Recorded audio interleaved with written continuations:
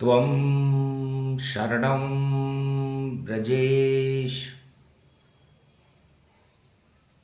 खबर one news channel के विशेष प्रसारण ज्योतिष मार्गदर्शन में सभी जिज्ञासुओं का वाणी गुरुजी स्वागत करते हैं। हमारे इस लोकप्रिय कार्यक्रम में हम आपको विभिन्न ग्रहों की विशेष जानकारियाँ इस कार्यक्रम में प्रदान करते हैं। आज रविवार का दिन है। हम सबसे पहले आपकी आत्मा का प्रकाश कुंडली में कैसे देखें इसके बारे में विस्तार से बता रहे हैं। सूर्य आपकी आत्मा है और कुंडली के जिस भाव में ये प्रकाशमान होती है वहीं सबसे ज़्यादा आपकी आत्मा का प्रकाश बिंदु रहता है। मेष लग्न से लेकर मीन लग्न तक 12 राशियाँ रहती हैं और उन 12 राशियों में जिस भाव में सूर्य विराजमान रहते हैं वही शक्ति आपको इस जीवन में प्रदान हो जाती है। सूर्य हमारे आत्मा का नेत्र है, वेदों का नेत्र है, अंतरिक्ष का नेत्र है और भगवान का नेत्र है। इसमें ब्रह्मा विष्णु महेश समाहित रहते हैं। प्रातः काल जब सूर्य उदय होता है पूर्व दिशा में, वह ब्रह्म शक्ति का स्वरूप है और ब्रह्मा इस सृष्टि को रचते हैं। इस सृष्टि में हर आत्मा का आना जाना बना रहता है और सूर्य की 3 गतिविधियां हो जाती हैं, इसलिए इसे त्रिनेत्र कहते हैं। और सूर्य आपको दैहिक, दैविक और भौतिक इन वस्तुओं को प्रदान करने वाला होता है। तो जिस भाव में सूर्य बैठता है वही वस्तु आपको इस जीवन में अवश्य मिलती है। सूर्य पिता को कहते हैं, तो परम पिता परमात्मा भगवान विष्णु हमारे पिता हैं। ब्रह्मा भी हमारे पिता के समान हैं और विष्णु भी हमारे पिता के समान हैं और भगवान शिव भी हमारे पिता के समान हैं। ये तीनों जगत गुरु हैं, इसलिए इन तीनों जगत गुरुओं की शक्ति सूर्य में विद्यमान रहती है। जब सूर्य मध्याह्न काल में होता है तो रौद्र रूप में शिव का प्रकाश हो जाता है और वह शिव रूप बन जाता है, और संध्या काल में विष्णु का स्वरूप बनकर शिव सारे संसार का, पूरे त्रिलोक का पालन पोषण करता है। सूर्य संपूर्ण त्रिलोक में प्रकाशमान रहता है, आत्मा में प्रकाशमान रहता है, परमात्मा में प्रकाशमान रहता है और पूरी पृथ्वी पर प्रकाशमान रहता है। इस प्रकाश को ही जिंदगी कहते हैं, जीवन कहते हैं। यदि ये सूर्य की शक्ति कमजोर हो जाए तो जीवन को कमजोर माना जाता है और वह व्यक्ति, चाहे वो स्त्री हो या पुरुष, अपने जीवन में किसी भी कार्य को करने में असमर्थ सा, असहाय सा महसूस करता है। सूर्य हमारे ज्ञान चक्षु हैं और उस ज्ञान चक्षुओं की शक्ति को आपको वाणी बता रही है। यदि सूर्य आपके कुंडली में मेष राशि में विराजमान है तो ये मंगल की राशि है और आपके तेज को बढ़ा देगी, नेतृत्व करने की क्षमता आप में प्रदान कर देगी और राजा जैसी जिंदगी। वह सभी जातक जिनके जैसे पुण्य होते हैं वैसे जी लेते हैं जिसका सूर्य उच्च का हो। मेष राशि में सूर्य उच्च का होता है और आपकी आत्मा, आपका शरीर हर वस्तु में उच्चता को देखता है और उच्चता का निर्णय करके संसार को उच्च जैसा बना देता है।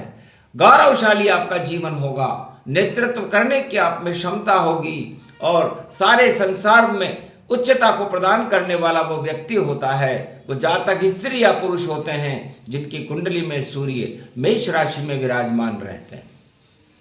जिन जातकों की कुंडली में सूर्य वृष राशि में विराजमान रहते हैं, ये धन की राशि है, परिवार की राशि है, तो वो ऐसा व्यक्ति अपने परिवार की जिम्मेदारी को निभाता है और अपने धन से, धन की प्राप्ति करने के बाद वो सबसे ज्यादा धनवान व्यक्ति होते हैं, खुशहाल व्यक्ति होते हैं, सर्वसंपन्न व्यक्ति होते हैं जिनकी कुंडली में सूर्य वृष राशि में विराजमान होते हैं। उन पर विशेष कृपा महालक्ष्मी की उन्हें मिलती है जो जिनका सूर्य वृष राशि में विराजमान। यदि सूर्य मिथुन राशि में विराजमान हो तो मिथुन राशि व्यापार की राशि है, बुद्ध की राशि है, शिक्षा की राशि है। ऐसा व्यक्ति बहुत बुद्धिमान और बहुत बड़ा व्यापारी होता है और बड़ा पराक्रमी होता है और उसके पराक्रम से सारे संसार को लोहा मानना पड़ता है, जिसका सूर्य मिथुन राशि में बैठा हुआ हो। और सूर्य जब कर्क राशि में बैठता है तो वह व्यक्ति अपने परिवार के सुखों के लिए, अपने संसार और अपने जिस देश में पैदा होता है उसके सुख पैदा करने के लिए वो अपनी पूरी ताकत लगा देता है और बड़ा भावुक होता है। ऐसे व्यक्तियों का बड़ा संसार में सम्मान होता है जिनका सूर्य कर्क राशि में विराजमान हो। यदि सूर्य सिंह राशि में विराजमान हो तो वो उसकी स्वयं की राशि है, वहां बैठ करके वो अपने जैसा सारे संसार को बनाना चाहता है, सत्यवादी सारे संसार को बना करके और सत्य का प्रकाश फैलाना चाहता है। ऐसा करने में उसे काफी कष्ट और दुखों का सामना करना पड़ता है, लेकिन वो इस चुनौती को स्वीकार करके संसार में सफलतम महापुरुषों के रूप में उसका नाम गिना जाता है। सूर्य यदि कन्या राशि में हो तो कन्या राशि का सूर्य आदमी को, स्त्री और पुरुष को भोगी बना देता है, लेकिन संसार का में संघर्ष करने की क्षमता उसको प्रदान करता है और कैसी भी चुनौती हो उसका सामना करता हुआ व्यक्ति, वो स्त्री या पुरुष, संसार में सभी चुनौतियों का सफलतापूर्वक सामना करते हैं। यदि सूर्य तुला राशि में विराजमान हो तो वहां पर उसका थोड़ा असम्मान होता है, उसे नीचा देखना पड़ता है और सूर्य तुला राशि में अपनी शक्ति को खो देता है, जहां पर वो अपना स्वरूप उसका थोड़ा हल्का हो जाता है और अपने ऊपर सूर्य को वहां पर काफी कठिनाइयों का सामना करना पड़ता है। सूर्य यदि वृश्चिक राशि में बैठता है तो वहां पर आयु को कम कर देता है और स्वास्थ्य को भी थोड़ा खराब कर देता है और उसके लिए काफी चुनौतियां होती हैं। अपने जीवन को बचाने के लिए उसे काफी संघर्ष करना पड़ता है। सूर्य